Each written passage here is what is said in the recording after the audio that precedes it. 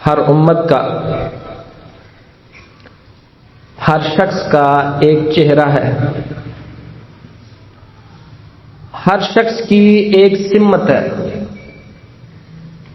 ہوا مولیہا، اور جس کی جو سمت ہے اس نے اسی سمت کی طرف اپنا منہ کیا ہوا ہے. مشرق کی طرف چلنے والے اپنا منہ کس طرف رکھتے ہیں؟ مشرق کی طرف. ہر شخص کا ایک چہرہ اور ایک سمت ہے، اور اس نے اپنی سمت کی طرف منہ کیا ہوا ہے اور اپنا سفر جاری کیے ہوا ہے. فاستبقوا الخیرات، آپ کے رب احکم الحاکمین آپ کو حکم دے رہے ہیں کہ آپ اپنا چہرہ جس طرف بھی رکھو، جو بھی سمت رکھو، لیکن یاد رکھو ہمیشہ نیکیوں میں آگے بڑھنے کی کوشش کرتے رہنا. اینما تکونوا یأتی بکم اللہ جمیعا ان اللہ علی کل شیء قدیر. جتنی مرضی آپ کی سمتیں ہوں اور چہرے ہوں، یاد رکھو کہ تم دنیا کے جس کونے میں بھی ہوگے، آپ کا رب آپ کو جمع کر دے گا میدان محشر کی طرف، اور تم اپنے اللہ کے حضور پیش کیے جاؤ گے. ان اللہ علی کل شیء قدیر، اور اللہ رب العزت ہر چیز پر پوری طرح زبردست قادر اور مطلق ہے. سامعین عزیز وقار، قرآن حکیم میں ایک لفظ آتا ہے شاکلہ،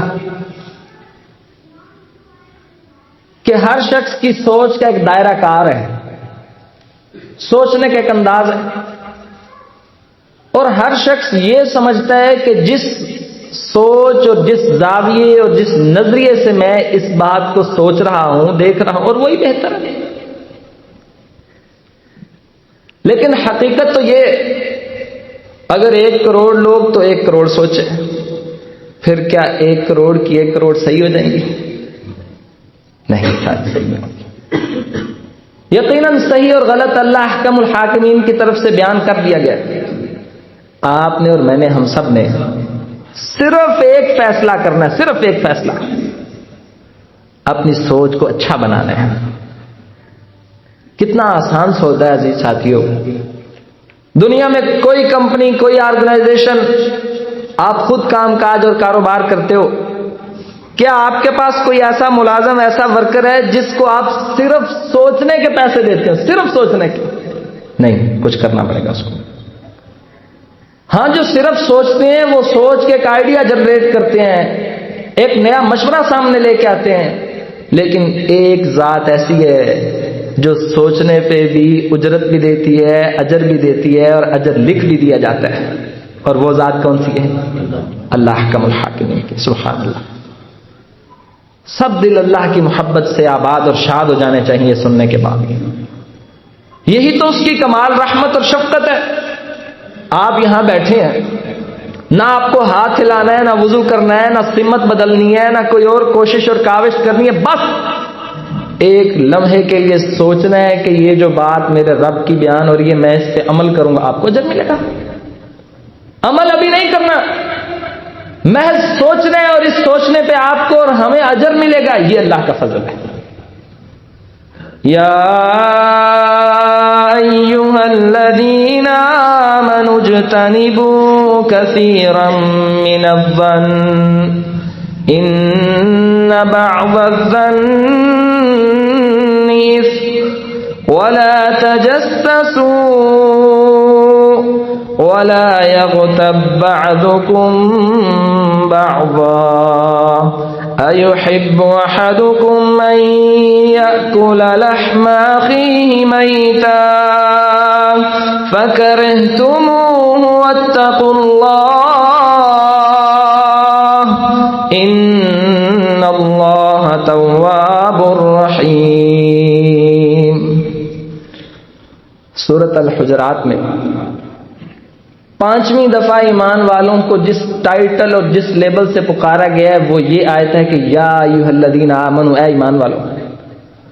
اور 3 ایسے جرائم اور گھٹیا حرکتیں اور اللہ کی نافرمانیاں ذکر کی گئی ہیں جن کا تعلق چھپے ہوئے رویوں سے. اور اس سے قبل 3 ایسی باتیں اللہ احکم الحاکمین نے ذکر کی جن کا تعلق علل اعلان رویے سے ہے، جیسے کہ الزام لگانا، جیسے کہ مذاق کرنا، ولا تنابزوا بالالقاب، جیسے کہ برے ناموں سے پکارنا. مگر اس آیت میں 3 ایسی بری خصلتیں ذکر کی گئی ہیں جو ظاہری طور پر نظر نہیں آتی مگر دل ہی دل میں چھپی ہوئی ہیں اور اللہ کے نزدیک بدترین جرم اور خطرناک گناہ. اس میں سے پہلی بات بری سوچ ہے، غلط فہمی ہے، بدگمانی ہے، گندا سوچنا ہے، کسی کے بارے میں اپنی منفی رائے قائم کرنا ہے. اور دوسرا کام پھر اس بدگمانی کے مطابق جب انسان میں یہ بیماری پیدا ہوتی ہے، کسی کے بارے میں غلط سوچتا ہے. سوچنا کوئی چھوٹی بات نہیں ہے، بہت بڑی بات ہے. جب غلط سوچتا ہے تو پھر دوسری بنیاد شروع ہوتی ہے کہ وہ اس کی جاسوسی شروع کرتا ہے، اس کی ٹوہ لگاتا ہے، اس جرم اور اس واقعے کی تہہ تک پہنچنے کی کوشش کرتا ہے. اور یہیں یہ حکم ارشاد فرمایا یا ایھا الذین آمنوا اجتنبوا کثیرا من الظن، اے ایمان والو اکثر گمانوں سے بچو. ان بعض الظن اثم، سارے گمان نہیں بلکہ کچھ گمان گناہ ہوا کرتے ہیں. ولا تجسسوا، اور جاسوسی مت کیا کرو. ولا یغتب بعضکم بعضا، تم میں سے کوئی ایک کسی دوسرے کی غیبت مت کرے. کیا تم پسند کرتے ہو کہ اپنے مردے بھائی کا گوشت کھا جاؤ؟ فکرہتموہ، یقیناً تم اس کو ناپسند کرتے ہو. اگر اس کو ناپسند کرتے ہو فاتقوا اللہ، اپنے اللہ سے ڈرو. واتقوا اللہ، اللہ سے ڈرو. ان اللہ تواب الرحیم، بے شک اللہ احکم الحاکمین، توبہ قبول کرنے والا اور بہت زیادہ رحم کرنے والا ہے. ظاہری طور پر اللہ کی یہ نعمتیں آپ کے اور میرے پاس موجود ہیں، ہاتھ پاؤں سلامت، جسم اچھا چلتا اور دیکھتا ہے، احساسات کام کرتے ہیں. لیکن باطنی طور پر اپنی فکر، اپنی سوچ کے زاویے کے حساب سے میں سمجھتا ہوں کہ ہماری اکثریت فالج زدہ ہے. اکثریت، اس کی مثال آپ یہ دیکھیے، آپ کو اچھے سے اچھے بچے بھی کہیں نہ کہیں یہ کہتے نظر آئیں گے کہ ہمارے ابا جان نے ہمارے لیے کیا کیا ہے. آپ کو فرما بردار سے فرما بردار خواتین بھی یہ کہتی کہیں نہ کہیں نظر آ جائیں گی کہ ہمارے لیے ہمارے خاوند نے کیا کیا.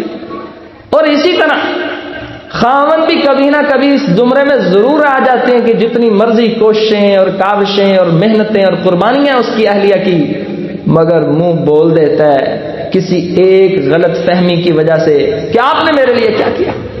اور اس سے بڑھ کے یہ فالج زدہ سوچ کی علامت ہے.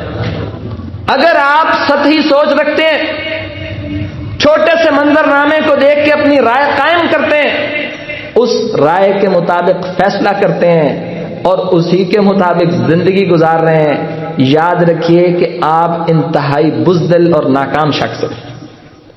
کیونکہ اللہ احکم الحاکمین نے جو پہلے ان آیات سے پہلے 3 خرابیاں ذکر کی، ان کا تعلق ہے علل اعلان بولنے سے کہ کسی کو الٹے سیدھے نام مت لو، بھائی کسی سے مذاق مت کرو، کسی کو پریشان مت کرو. اور 3 جرم جو اس آیت میں ذکر کیے ہیں یہ انتہائی بزدل، نکمے اور نکارہ بندے کی علامت ہے کہ جرت رکھتا نہیں، سامنے بات کر نہیں سکتا، تحقیق کی ہمت نہیں رکھتا، اگلے سے معاملہ پوچھ نہیں سکتا، چھان بین کرنے کی صلاحیت سے محروم ہے. اب کرتا کیا ہے؟ بیٹھا بیٹھا غلط سوچتا رہتا ہے، بس لوگوں کے بارے میں اپنی رائے رکھتا ہے اور رائے بھی اچھی نہیں، منفی رائے رکھتا ہے. یہ ناکام انسان کی علامت ہے.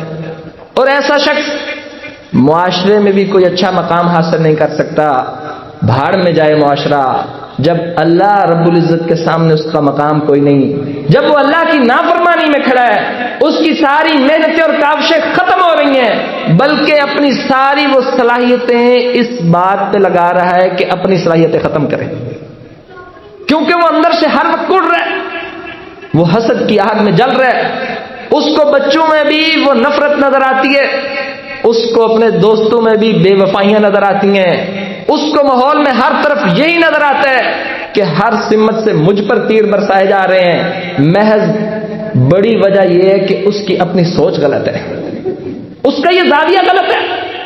اور یاد رکھیے عزیز ساتھیو، اگر کوئی شخص یہ کہے، خدا نہ خواستہ ہم سوچ کی اہمیت سے سمجھیں کہ اگر کوئی بندہ فارغ بیٹھا ہے تو بیٹھا بیٹھے شیخ چلی کا پلاؤ مت پکانے شروع کرے، یہ جرم اس کو کسی بہت بڑے خطرناک انجام کی طرف لے کے جائے گا۔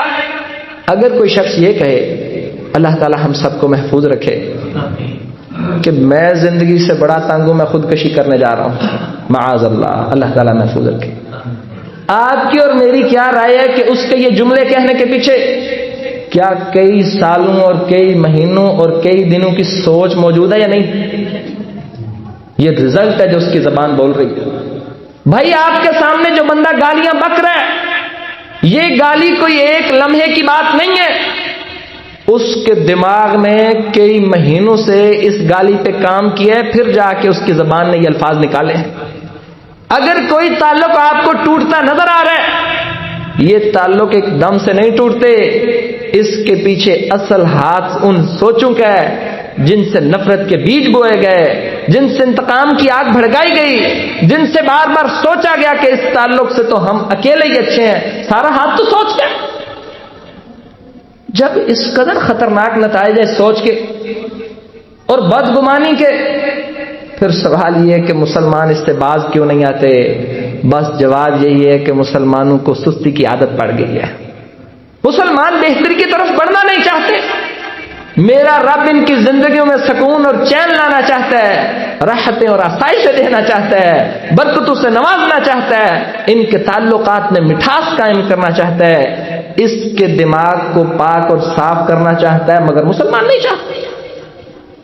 نبی علیہ السلام نے فرمایا، ایاکم والظن فإن الظن اکذب الحدیث، لوگوں بدگمانی سے بچو، بے شک بدگمانی سب سے بڑا جھوٹ ہے۔ اور کیسے جھوٹ؟ آپ نے ایک منظرنامہ دیکھا، آنکھوں نے دیکھا، کان نے سنا، آپ نے تحقیق نہیں کی، آپ نے اس پہ ایک رائے بنائی، اس رائے پہ آپ نے فیصلہ کیا، جب رائے غلط تھی، رائے بدگمانی کی بنیاد پر موجود تھی، فیصلہ صحیح ہوگا؟ فیصلہ غلط ہوگا۔ اور جس شخص کے فیصلے ہی غلط ہیں زندگی کے، یعنی اس کا مطلب وہ مظلوم کو ظالم گنتا ہے، وہ سچ کو جھوٹ بولتا ہے، دن کو رات کہتا ہے، جس کو حق دینا ہے اس کو محروم کرتا ہے۔ بھائی جس کی زندگی کے ہر فیصلے غلط ہے، اور غلط فیصلے کی بنیاد اس کی غلط سوچ ہے، غلط سوچ کی بنیاد آنکھوں کا غلط دیکھنا ہے، کانوں کا غلط سننا ہے، اس کی تحقیق نہ کرنا ہے، اس کی تہ تک نہ پہنچنا ہے، محض شیطان کے پیچھے لگ کے ایک نظریہ بنانا، اس کے مطابق فیصلہ کرنا، تو بتاؤ یہ سب سے بڑا جھوٹ ہے کہ نہیں؟ اور اس جھوٹ سے منع فرمایا محمد کریم نے صلی اللہ علیہ وسلم۔ احتیاط کریں گے جی انشاءاللہ۔ کوئی بات آپ دیکھیں، ایک لمحے کے لیے ٹھہر جائیں، مومن جلد باز نہیں ہوتا، صاحب بصیرت ہوتا ہے، فہم اور فراست کا مالک ہوتا ہے۔ آپ یقین جانیے، آپ کو گھروں اور معاشروں کے، مارکیٹوں اور بازاروں کے، مسجدوں اور محلوں کے، تنظیموں اور آرگنائزیشنز کے، کالجز اور یونیورسٹیز کے کتنے فسادات، کتنی لڑائیاں، کتنے پھڈے اور کتنے رولے محض اس بنیاد پہ ملیں گے کہ چھوٹی سی غلط فہمی ہوئی، اور 2 سال بعد پتہ لگا کہ جو جنگ ہم لڑ رہے ہیں وہ جنگ حقیقت میں کچھ نہیں تھی، بس ایک غلط فہمی تھی۔ ہوتا ہے۔ تو بھائی اس کا مطلب مومن مسلمان 2 سال کے دھکے کھانے کے بعد نہیں سمجھتا، وہ ایک آیت سنتا ہے اور سمجھ جاتا ہے، ایک رب کا پیغام سنتا ہے اور فیصلہ بدل دیتا ہے، فوراً سوچنا شروع کرتا ہے، سمجھنا شروع کرتا ہے، اللہ سے دعا شروع کرتا ہے، اپنے رب سے بصیرت مانگتا ہے اور بصارت بھی مانگتا ہے، یا اللہ آنکھوں کا نور بھی دے، دل کا نور بھی عطا فرما۔ اور یاد رکھیے جس شخص کو بدگمانی کی عادت ہے، غلط سوچنے کی عادت ہے، غلط خواب بنانے کی عادت ہے، اللہ احکم الحاکمین نے یہ کافروں کے بارے میں کہا ہے کہ ان کی یہ گندی حرکتیں ہیں۔ یعنی یہ گمان گھڑنا اور اپنی مرضی سے سوچے بتاتے رہنا، اللہ احکم الحاکمین نے یہ کافروں کے بارے میں بتایا کہ یہ تو کافروں کی عادت ہے۔ سورۃ نجم، یتبعون الا الظن، ظن کسے کہتے ہیں؟ گمان کو۔ یتبعون الا الظن، یہ پیروی کس کی کر رہے ہیں؟ گمان کی۔ ایک خواب کے پیچھے لگے ہوئے ہیں، بس وہ جو ذہن میں کبھی گمان بنایا تھا یہ اس گمان کے پیچھے چل رہے ہیں، ان کا ہر فیصلہ اس گمان کی بنیاد پر ہے۔ یہ حقیقت سے کیا ہے؟ مومن حقیقت سے دور نہیں ہوتا، مومن بصیرت پہ ہوتا ہے۔ قل هذه سبیلی ادعو الی اللہ علی بصیرہ انا ومن اتبعنی، اے محمد صلی اللہ علیہ وسلم اعلان کیجئے اپنے امتیوں کو کہ میں محمد صلی اللہ علیہ وسلم اور میرے سارے ماننے والے، ہم جس بات پہ کھڑے ہیں وہ گمان نہیں ہے، یقینی بات ہے، 100% اعتماد کے ساتھ کھڑے ہیں، کسی کی سننگ کے پیچھے نہیں چل رہے، ہمیں پورا یقین ہے کہ یہ اللہ کی بات ہے، محمد کریم کی بات ہے، ہم نے اس پہ عمل کرنا ہے، اور ہم مر مٹ تو سکتے ہیں مگر اس یقین کو چھوڑ، اور یقین چھوڑا بھی نہیں جاتا ساتھیوں، گمان چھوڑے بھی جاتے ہیں، گمان پہ معذرت کرنی بھی پڑتی ہے، اور گمان فساد کا باعث بن سکتے ہیں مگر یقین فساد کا باعث، یقین چھوڑنا پڑتا، یقین پہ معذرت کرنی پڑتی، یقین رسوائی کا ذریعہ۔ آپ عمل تو کیجئے، فیصلہ کیجئے اپنی زندگی میں، جو آنکھیں دیکھیں گی پہلے تحقیق کروں گا، جو کان سنیں گے اس کے پیچھے نہیں بھاگوں گا، 2 منٹ ٹھہر جاؤں گا، ذرا سوچوں گا کہ جب میرے رب نے منع کیا بندے اس میں تیری زندگی ہے، اس میں تیرا فائدہ ہے، تو مومن مسلمان ہے، تیری شان نہیں ہے کہ کافروں والا رویہ اپنا، یہ تو کافروں کا خرابی ہے۔ یتبعون الا الظن وان الظن لا یغنی من الحق شیئا، یہ گمان کے پیچھے لگے ہوئے ہیں، اور یاد رکھو حق کے مقابلے میں گمان کچھ بھی نہیں ہوتا، گمان ایک خواب اور خیال ہوتا ہے، اور خیال جھوٹے ثابت ہو جاتے ہیں، مگر حق حق ہوتا ہے، حق سر چڑھ کے بولتا ہے، اس کا اپنا مزاج ہوتا ہے، اس کی اپنی غیرت اور جرت ہوتی ہے، گمان تو دھوکہ ہوتا ہے۔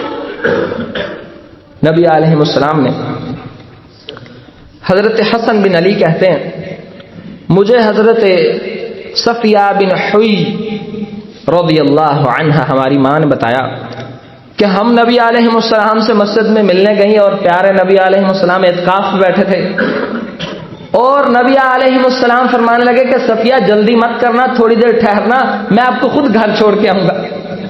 رسول کائنات صلی اللہ علیہ وسلم سنیے گا، اگر بدگمانی سے منع کیا گیا، سوچنے کے بارے میں احکامات نازل کیے گئے، پھر صرف آپ کو یہ نہیں کہ سوچنا اچھا ہے، بلکہ جس جگہ پہ خطرہ محسوس ہو کہ کہیں اس واقعے سے اگلا بندہ غلطی نہ سمجھ لے، آپ کو اپنی وضاحت بھی رکھ دیں گے، تاکہ 2 مسلمانوں کا رشتہ کمزور نہ ہو اس تعلق میں۔ اور یاد رکھیے جہاں بدگمانیاں پھیل رہی ہیں، جہاں تعلقات میں خرابیاں آ رہی ہیں، جہاں گھروں کے ماحول بگڑ رہے ہیں، وہاں شیطان اپنا چال چلا رہا ہے، اور اس چال میں مسلمان پھنس رہے ہیں، اور جہاں شیطان کو پالا پڑتا ہے کسی مومن سے، وہ تحقیق کرتا ہے، وضاحت دیتا ہے، معاملے کی تہ تک جاتا ہے، شیطان ناکام ہو جاتا ہے۔ اب پیارے نبی علیہ السلام ہماری ماں کو لے کے جا رہے ہیں، 2 انصاری پاس سے گزرے نا تو ذرا ان کی سپیڈ بڑھ گئی، فرمایا ادھر آؤ، یہ اسی طرح ادھر آؤ۔ اب وہ آگے، فرمایا میں محمد ہوں صلی اللہ علیہ وسلم، اور یہ تمہاری ماں صفیہ ہے. اور کیا مطلب بھائی اس بات کا؟ کیا کسی صحابی رسول کو، پیارے محمد پہ جان مارنے والے کو، پیارے محمد کے بارے میں شک ہو سکتا تھا؟ پھر کیا مطلب؟ مطلب یہ کہ یہ بھولے مسلمان کمزور کل اسی طرح غلط مواقع سے غلط سوچیں پیدا کر لیں گے، وضاحت نہ دینے سے اپنے اختلاف پیدا کر لیں گے، شیطان ان کے تعلق خراب کرے گا. اور فرمایا اس موقع پہ عزیز ساتھیو یاد کر کے لے کے جاؤ، یہ سوچنا اچھا یا سوچنا برا چھوٹی بات نہیں ہے. فرمایا کہ شیطان انسان کے جسم میں ایسے دوڑتا ہے جیسے خون دوڑ رہا ہے، اور اس کا کام ہے بدگمانیاں پیدا کرنا. میں نے سوچا کہ شیطان کے اس وار کو ختم کر کے اپنی وضاحت پیش کرتی. آپ کو اپنی وضاحت پیش کر دینی چاہیے جہاں آپ کو محسوس ہوتا ہے. اور یہ آپ کا بڑا پن ہے، یہ آپ کا عمل محمد کریم والا عمل ہے، یہ آپ کا چھوٹا پن نہیں ہے کہ میں اپنی وضاحتیں دیتا رہوں. ہاں، فلا تزکوا انفسکم هو اعلم بمن اتقى، اپنے نفسوں کی بار بار صفائیاں مت دیتے رہا کرو، اللہ کو خوب پتہ ہے کہ کون کتنا متقی ہے. اس کا مطلب یہ ہے کہ آپ کو بار بار بتانے کی کوئی ضرورت نہیں کہ آپ بڑے حاجی صاحب ہو. ہر کسی کو پتا ہوتا ہے آپ کتنے حاجی صاحب ہو، اور اللہ کو تو سب سے بہتر پتا ہے کہ آپ کتنے حاجی صاحب ہو. ہاں، بندوں کے معاملات میں اگر کبھی ایسی کسی غلط فہمی کا معاملہ پیش آ جائے تو اپنی وضاحت پیش کر دیا کرو، معاملے کو صحیح کر دیا کرو. اور اس طرح ہی جس طرح مسلمان حسن ظن پر قائم ہوتا ہے، آخری حد تک کوشش کرتا ہے کہ اچھا سوچتا ہے، لیکن اگر مکمل شواہد مل جائیں، دلیل مل جائے، پوری تحقیق ہو جائے اور آپ کو پتہ لگے کہ یہ غلطی اسی طرح ہے، پھر آپ کو اور مجھے حق حاصل ہے کہ ہم کسی کے بارے میں غلط رائے رکھ سکتے ہیں. مگر اس رائے کا مقصد یہ نہیں کہ ہم اس کے بغض کو اپنے سینے میں پروان چڑھائیں. اس کا بنیادی مقصد یہ ہے کہ غلط کو غلط کہا جا سکے اور اس غلط بندے کے شر سے لوگوں کو بچایا جا سکے، مگر ہوا میں تیر نہیں چلا سکتے. اور عزیز ساتھیو، جو شخص اس عادت سے بچ جاتا ہے، میں آپ کو فائدہ بتاتا ہوں، جس کا یہ مزاج بن جاتا ہے، سطحی فیصلے نہیں کرتا، پوری تحقیق کرتا ہے، اور پھر آپ کو ایسے شخص کی زندگی میں مایوس کن باتیں نہیں ملیں گی. آپ کو نہیں ملے گا کہ کہیں کھڑا چوک میں بیٹھا رو رہا ہے، لوگ یوں کرتے ہیں، حالات اتنے خراب ہیں، یہ مسئلہ ایسے ہو گیا، یہ ایسے ہو گیا، میرے ساتھ اس طرح.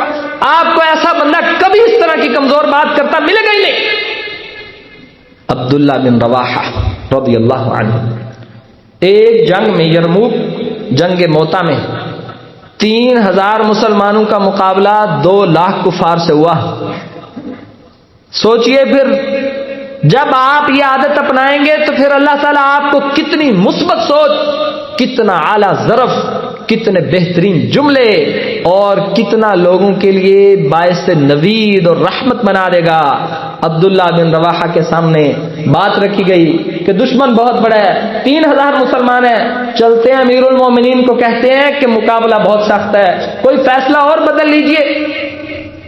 اب پریشانی آ گئی. ایک اچھی سوچ والا بندہ کسی گھر میں ہو، کسی مسجد کی انتظامیہ میں ہو، کسی محلے اور مارکیٹ میں ہو، آپ کو نظر آئے گا کہ ہزاروں مایوس لوگوں کو خوشیاں بانٹ دے گا، ہزاروں پھنسے ہوئے معاملات کو اپنے ان خیر کے جملوں سے سلجھا کے رکھ دے گا. عبداللہ بن رواحہ کھڑے ہوئے، صحابہ کرام کو متوجہ کیا، اللہ کے بندے پریشان کیوں ہوتے ہو؟ آپ میری بات سنو، اگر ہم سارے شہیدوں قتل ہو گئے تو ہم کیا ہوں گے؟ شہید. بھائی اگر سارے قتل ہو گئے تو یہ بھی تو کہا جا سکتا کہ جنگ ہار گئے. نہیں، کہا کہ اگر ہم سب کی گردنیں کاٹ دی گئیں پھر ہم کیا ہوں گے؟ شہید. اور اگر ہم نے دشمن کو کاٹ دیا پھر ہم کیا ہوں گے؟ فاتح. یعنی دونوں حالتوں میں کامیابی ہماری اپنی ہے. اور یہاں اگر کوئی بندہ کہتا اگر ہم کٹ گئے تو ہم ہار جائیں گے، سارا منظر نامہ مایوسی سے بھر جانا تھا، ہر طرف فکر پھیل جانی تھی، حوصلے پست ہو جانے تھے، وہ جرت پیدا ہی نہیں ہو سکنی تھی. اور یہی تو محمد کریم نے حضرت ابوبکر صدیق کو، دشمن سامنے کھڑے ہیں، پاؤں نظر آ رہے ہیں، ہجرت کا خوف ہے، لا تحزن ان اللہ معنا. مومن پریشان ہے. ابو بکر گھبراؤ مت، ہمارے ساتھ ہمارا اللہ موجود ہے. سبحان اللہ. اللہ کی قسم عزیز ساتھیوں، کبھی جب غم آپ کے گھٹنے لگوا دے، ساری امیدیں ختم ہو جائیں، ہر طرف نظر آئے کہ دروازوں پہ تالے لگے ہوئے ہیں اور تالوں پہ بھی سیسا پگھلا کے ڈالا ہوا ہے، بس یوں ہی کہہ دینا اللہ اچھا کرے گا، اللہ کی قسم اچھا ہو جائے گا. یہ بات نہیں کہنی. جو بندہ آپ کو مشکل اور پریشان حالات میں آپ کو مایوسی دلائے، سمجھ لو کہ یہ شیطان کے چالوں میں سے ایک چال ہے. وہ بندہ شیطان کا تیر بننے کی کوشش کر رہا ہے. مومن کی تو یہ شان ہوتی ہے. نبی علیہ السلام درخت کے نیچے سوئے ہوئے ہیں، ایک کافر نے آ کے تلوار نکال لی، کہا محمد صلی اللہ علیہ وسلم آپ بتاؤ کہ تمہیں مجھ سے کون بچائے گا. ننگی تلوار، دشمن سر پہ، پیارے محمد صلی اللہ علیہ وسلم نیچے. آپ بتاؤ اس سے زیادہ کوئی خوف ہو سکتا ہے؟ لیکن مومن کی یہ شان ہوتی ہے. اور یاد رکھیے یہ نعمت اس کو ملے گی جس نے سوچ اچھی کی، جس نے بدگمانی سے جان چھڑوایا، جو لوگوں کے فیصلے اپنی چھوٹی چھوٹی سوچ پہ نہیں کرتا مگر حقائق پہ کرتا ہے. نبی علیہ السلام نے فرمایا اتنا مشکل سوال اپنی طرف سے پوچھ رہے ہو، اب کون بچائے گا؟ تو نے کیا سمجھا کہ اب بدل جائے گا؟ اب بھی کون بچائے گا؟ اللہ. اور تلوار گر گئی. یہ اللہ کی مدد ہوتی ہے. بھائی اللہ کی مدد آپ کی اور میری منتظر ہوتی ہے، لیکن ہم حوصلہ رکھیں. اور اللہ احکم الحاکمین نے سورۃ البقرہ میں پورا واقعہ ذکر کیا کہ مومن بندوں پہ پریشانیاں آئیں. ام حسبتم ان تدخلوا الجنہ ولما يأتكم مثل الذين خلوا من قبلكم مستهم البأساء والضراء وزلزلوا حتى يقول الرسول والذين آمنوا معه متى نصر الله ألا إن نصر الله قریب. پریشانیاں آ جاتی ہیں ساتھیوں، زندگی ہے نا، پھولوں کی سیج تو ہے نہیں، لیکن ہمیں یہی سبق ہے کہ اپنی سوچ اللہ پہ توکل والی. فرمایا ہے مومنو سورۃ البقرہ 214 کیا تم نے سمجھا کہ ہم ہی جنت میں چلے جاؤ گے؟ وَلَمَّا يَأْتِكُمْ مَثَلُ الَّذِينَ خَلَوْا مِن قَبْلِكُمْ تم نے اپنے سے پہلے امتیوں کا حال نہیں سنا؟ ان پہ پریشانیاں آئیں، غم ٹوٹے، جہادوں اور مارکوں میں جانا پڑا، جان اور مال کا خسارہ ہوا. حَتَّى يَقُولَ الرَّسُولُ وَالَّذِينَ آمَنُوا مَعَهُ آخر کار اتنے حالات سخت ہو گئے کہ رسول اور ایمان والے سب مل کے کہنے لگے متا نصر اللہ. ساری پریشانیاں مجھ پہ ہی آنی تھیں، ہر قسم کے مشکل حالات میرے پہ رب نے ڈالنے تھے. آخر کار رسول اور ایمان والوں کے ذہن میں سوال آیا اور زبان نے سوال اٹھا دیا متا نصر اللہ، اللہ کی مدد کب آئے گی؟ اتنی قربانی اور کوششیں. جواب کیا ہے؟ الا ان نصر اللہ قریب. کوئی مایوسی نہیں، سن لو کہ اللہ کی مدد قریب ہے. بس آ رہی، بس ابھی اللہ کی مدد آ رہی ہے، ٹکے رہو. اور جو شخص اپنی سوچ کا گھٹیا ثابت ہو جائے اس کے قدم اکھڑ جاتے ہیں. اس کی مثال غزوہ احزاب میں منافقین کی طرح. منافقین نے جب لشکر دیکھے اور فرشتے نظر نہیں آ رہے، مدد نظر نہیں آ رہی، دشمن کا خوف نظر آ رہا ہے، اپنی کم تعداد نظر آ رہی ہے، ہر طرف سے حالات جب دیکھے نا، یہ منافق کی نشانی ہے. میں نے پہلے آپ سے کہا برا سوچنا اللہ نے منع کیا ہے، حرام ہے ہم پہ. پھر کہا کہ یہ کافروں کی نشانی ہے، سورۃ نجم کی آیت. پھر آپ سے ذکر کر رہا ہوں کہ غزوہ احزاب کی روشنی میں یہ منافق کی نشانی ہے. منافق کہنے لگے کہ حالات اتنے سخت ہوں گے، وہ جو اللہ کی مدد شرط والی کہانی تھی نا، ایسا کچھ بھی نہیں ہونے والا، معاذ اللہ. لیکن مومن مومن جب حالات کی سختیاں دیکھتے ہیں نا، کہتے ہیں اب ہی تو اللہ کی مدد آنی ہے۔ اب جب ہم پھنس گئے ہیں اور ساتھ کوئی نظر نہیں آ رہا، امید کی کرنیں ختم ہو گئی ہیں، پھر اس کو پورا یقین ہوتا ہے جب دنیا کے سارے سہارے ٹوٹ گئے، وہ سہارا حی لا یموت، ہمیشہ سے زندہ ہے، ہمیشہ سے قائم ہے، هو الاول والآخر والظاہر والباطن۔ دنیا کے سہارے تو آج ہیں، کل نہیں ہوں گے، کل ہیں پرسوں نہیں ہوں گے، اور ایک وقت تھا اگر آج سہارے ہیں، ایسا وقت گزرا ہے کہ کبھی کسی کا کوئی سہارا نہیں تھا، اب لگتا ہے کہ وہی اکیلا سہارا ہے اور وہ اللہ احکم الحاکمین کا سہارا ہے۔ اور یہ مومن کی شان ہوتی ہے۔ جنگ قادسیہ کے اندر حضرت ربیع بن عامر رستم کے دربار میں گئے، آخری حد اچھی سوچ، حسن ظن، اللہ پہ توکل، اس پہ امید اور یقین۔ اب جس بندے کی ایسی سوچ ہو، آپ مجھ سے بتائیے گا کیا غلط فہمیوں کی کوئی گنجائش باقی رہ گئی؟ جڑ کاٹ دی اسلام نے غلط فہمیوں کی۔ ربیع بن عامر رستم کے دربار میں اور رستم نے ان کی تذلیل کرنے کے لیے، پریشان کرنے کے لیے، شکست خوردہ ثابت کرنے کے لیے ایک مٹی کا ٹوکرا لیا اور ان کے سر پہ رکھوا دیا۔ اب ربیع بن عامر نے مٹی کا ٹوکرا لیا اور پہلے سے بھی زیادہ مسکرا رہے ہیں۔ اس کا مطلب ہے آپ کو اور ہمیں کتنی خوشیاں ایسی ہیں جو صرف اپنی سوچ کی وجہ سے مل جاتی ہیں، اور 1000 خوشیاں ایسی ہیں جو ہمیں ملنی ہوتی ہیں اللہ کی طرف سے، لیکن ہم خود آگے گھٹیا سوچ کا تالا لگا کے وہ خوشی ذبح کر دیتے ہیں۔ ربیع بن عامر نے یعنی دشمن نے سر پہ مٹی کا ٹوکرا رکھوا دیا اور اپنی طرف سے سمجھا کہ ہماری فتح اور ان کی ذلت ہے۔ ٹوکرا لیا، جا کے سعد بن ابی وقاص کو کہتے ہیں امیر المومنین، جنگ لڑنے کا تو فائدہ ہی کوئی نہیں ہے، دشمن نے اپنی ساری زمین اٹھا کے میرے سر پہ رکھوا دیے، کہا تمہاری زمین لے جاؤ۔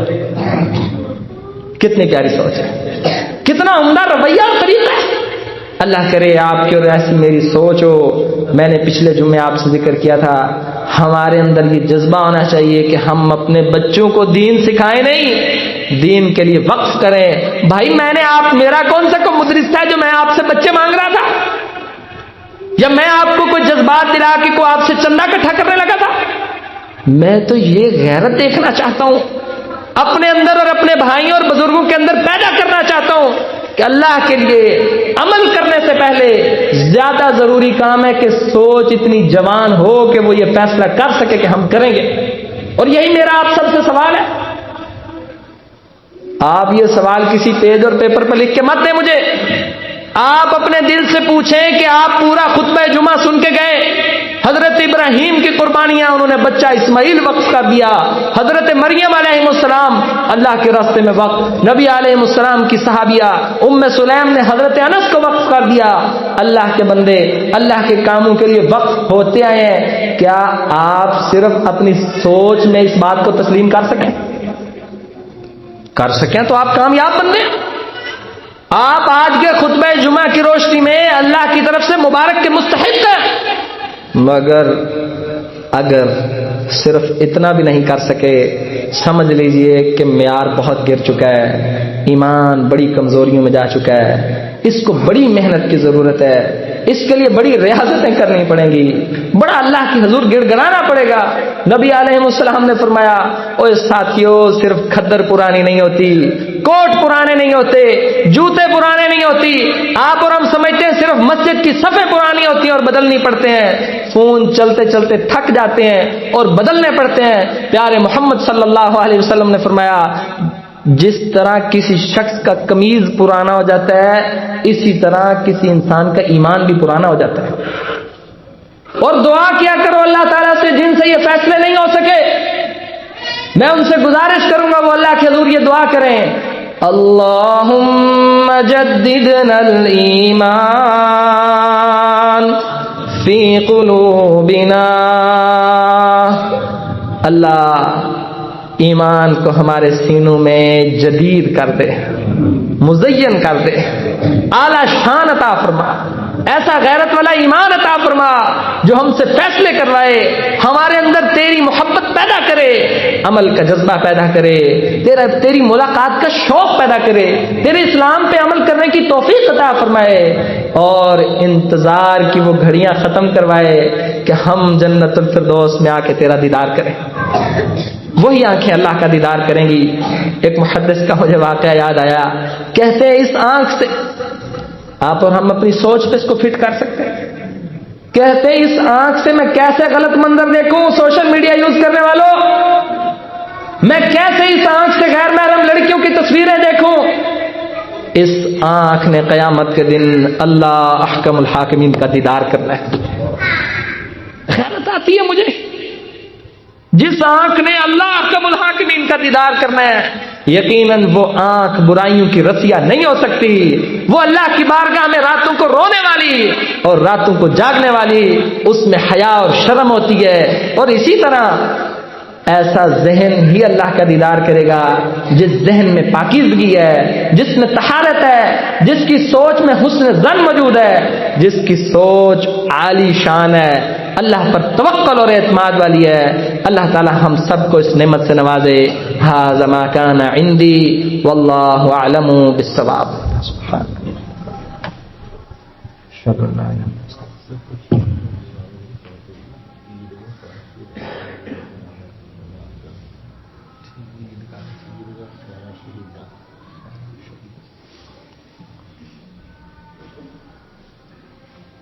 یہاں کے کمالیہ کے کوئی ساتھی ہیں، آصف خورشید صاحب، ان کی والدہ وفات پا گئی ہیں، انا للہ و انا الیہ راجعون۔ 3 بجے ان کی نماز جنازہ ادا کی جائے گی، عیدگاہ خیراں شہیداں، 3 بجے نماز جنازہ ادا کی جائے گی۔ آپ احباب ضرور تشریف لے جائیں، ہماری آخرت کا بھلا اس میں۔ اللهم اعز الاسلام والمسلمين، اللهم اذل الشرك والمشركين، اللهم دمر اعداءك واعداء الدين، اللهم انجنا اخوان المسجونين من السجن الكفار، اللهم دمر اعداءك واعداء الدين، اللهم انجنا اخوان المسجونين من السجن الكفار، اللهم انصر عبادك المظلومين في فلسطين، اللهم انصرهم نصرا معزرا وافتح لهم فتحا قريب، اللهم اشف مرضنا ومرضى المسلمين، اللهم رحمتك ارجو فلا تكلنا إلى أنفسنا طرفة عين، اللهم جددنا الإيمان في قلوبنا۔ نبی علیہ السلام نے فرمایا، من یسر علی معسر، جو کسی مشکل میں پھنسے ہوئے پر آسانی کر دے گا، اللہ تعالیٰ قیامت والے دن اس پر آسانی کر دے گا۔ بس ایک دعا کرنے کا دل چاہ رہا ہے، ہم اللہ کے فضل سے کسی مشکل میں تو نہیں پھنسے ہوئے تھے، لیکن بڑی دل سے آپ سب بھی دعا کریں اور میں بھی اللہ کے حضور دعا گو ہوں۔ جب بات اچھے طریقے سے بیان ہو جائے اور بیان کرنے میں آسانی ہو تو یقیناً بات بھی اچھے سے بیان ہوتی ہے اور سننے والوں کے لیے بھی عمل کرنا آسان ہو جاتا ہے۔ یہ شاید آپ کو کچھ تبدیلی نظر آ رہی ہوگی۔ ہم اس بھائی، اس دوست کے لیے دعا گو ہیں جس نے اسپیکر والی آسانی کی ہے، اللہ تعالیٰ ان کے مال و جان میں برکات عطا فرمائے۔ 2 حدیث ہیں جس کا تعلق صرف سوچ کے ساتھ ہے، صرف سوچ کے ساتھ۔ نبی علیہ السلام نے فرمایا، کوئی بندہ اللہ احکم الحاکمین سے دعا کرے کہ اے میرے رب، صدق دل سے، اے میرے رب مجھے شہادت کی موت عطا فرما، صدق دل سے، اس میں سب شامل ہے، اس کی کوششیں، اس کی تڑپیں، اس کی تیاری، اس کا جانا آنا، سب صدق دل سے شہادت کی دعا کرے۔ سوچ دیکھیں، اگر اس کو موت اپنے بستر پر بھی آ گئی، اللہ اس کو شہادت کے مرتبہ عطا فرمائے گا۔ نبی علیہ السلام نے فرمایا، کوئی بندہ کسی عورت سے نکاح کرے اور نکاح میں اس کی سوچ یہ ہو کہ نکاح تو کرے گا مگر عورت کو حق مہر دے گا، صرف اتنی غلطی، عمل نہیں کیا ابھی، بس اس کی سوچ یہ ہے کہ نکاح کرے گا مگر حق مہر نہیں دے گا، یاد رکھو وہ بندہ اللہ کے نزدیک صرف اس پلید سوچ کی وجہ سے زانی اور بدکار لکھا جاتا ہے۔ نبی علیہ السلام نے فرمایا کوئی بندہ اپنے کسی بھائی سے مال کا لین دین کرتا ہے، قرض کا معاملہ کرتا ہے، اور اس کی سوچ یہ ہے، سوچ اس کی عمل نہیں، صرف سوچ۔ جیسے میں سمجھتا ہوں کتنے بندے شاید جمعے میں، ہر جمعے میں اسی سوچ سے اٹھ کے جاتے ہیں کہ وہ آخری 2 منٹ میں آئیں گے، سوچ ان کی، بھائی ان کی اپنے حساب سے اچھی ہوگی سوچ، لیکن میں سب سے گزارش کروں گا اللہ کے لیے سوچ تو اچھی بناؤ یار، سوچ کے تو اچھا جاؤ کہ یوں کریں گے، سوچنے میں تو کوئی دل نہیں آتا، آپ سوچ کے جاؤ، میں آپ کو گارنٹی دیتا ہوں اپنے اللہ کی رحمت اور اس کی توفیق سے، صرف سوچ کے جاؤ صدق دل سے کہ قرآن کا ترجمہ پڑھوں گا، سوچ کے جاؤ اگلے جمعے وقت سے آؤں گا، دین کی بات سنوں گا، اچھی سوچ رکھوں گا، بدگمانی چھوڑوں گا۔ خواتین کے بارے میں اکثر گزارش کرتا ہوں ہماری ماؤں اور بہنوں اور بیٹیوں کو موقع دو کہ وہ اللہ کی بات سنیں، وہ جنت کی دوڑ میں انشاءاللہ آپ سے آگے نکل جائیں گی۔ اب ہم صرف یہ سوچ کے تو جائیں یہاں سے، اللہ تعالیٰ عمل کے راستے ہموار کر دے گا۔ نبی علیہ السلام نے فرمایا کوئی بندہ مال کا لین دین کرتا ہے، اس کی سوچ یہ ہے کہ وہ ادھار لے گا مگر واپس نہیں کرے گا، اس کی سوچ یہ ہے، اللہ کے حضور لکھ دیا جاتا ہے کہ یہ چور ہے۔ اللہ تعالیٰ ہمیں سوچ کی پاکیزگی اور طہارت عطا فرمائے، توفیق عطا فرمائے، اللہ تعالی ہمارے لیے آسانیاں عطا فرمائے۔ اللہم اعز الاسلام والمسلمین، اللہم اذل الشرک والمشرکین، اللہم دمر اعداءک واعداء الدین۔ سبحانک اللہم ربنا وبحمدک اشہد ان لا الہ الا انت استغفرک واتوب الیک۔